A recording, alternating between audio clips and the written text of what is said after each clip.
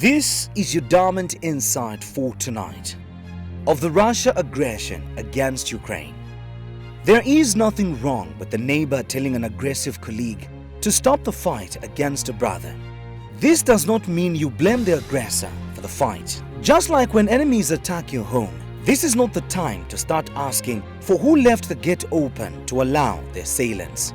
This simply entails chasing away the enemies first before embarking on a blame game and then finding solutions to the loopholes. Russia has launched attacks against Ukraine using land, air, and whatever its leader Vladimir Putin sees fit, and the argument is that he is protecting his country's interests. But the world, and Zambia in particular, has its own interest to protect, just like the reasoning of Mr. Putin.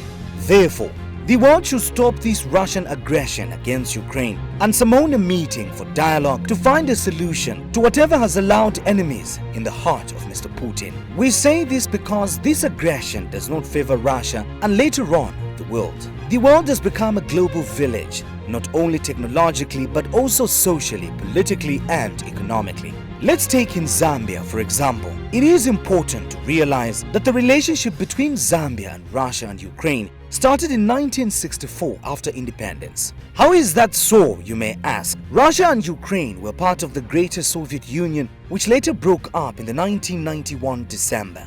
Right now, Zambia has students in Russia and Ukraine because of having sound relations between the two countries. Therefore, Zambia cannot choose either of the two countries as being their preferred ally.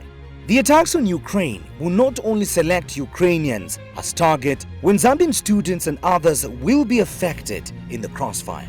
It will also not favor Zambian students in Russia as war disturbs the people watching from the windows. In fact, it is not only Zambians who would be affected, as other nationals from the whole world settled in that part of the country will die or get injured in the attacks. For Russia, it is the people it claims they are their nationals who will suffer the consequences of the fight if Ukraine taint their defense arsenals on the aggressor. Zambia and other countries in Europe have their economies to protect as much as their gas and oil is from the former Soviet Union countries. The world leaders should not hide in diplomatic etiquette when the outcome of the war between Russia and Ukraine are tactless and will not only cause untold miseries to the two warring countries but also to the world. It is important that the aggression or the war is stopped like yesterday to embark on a journey of dialogue to find a solution.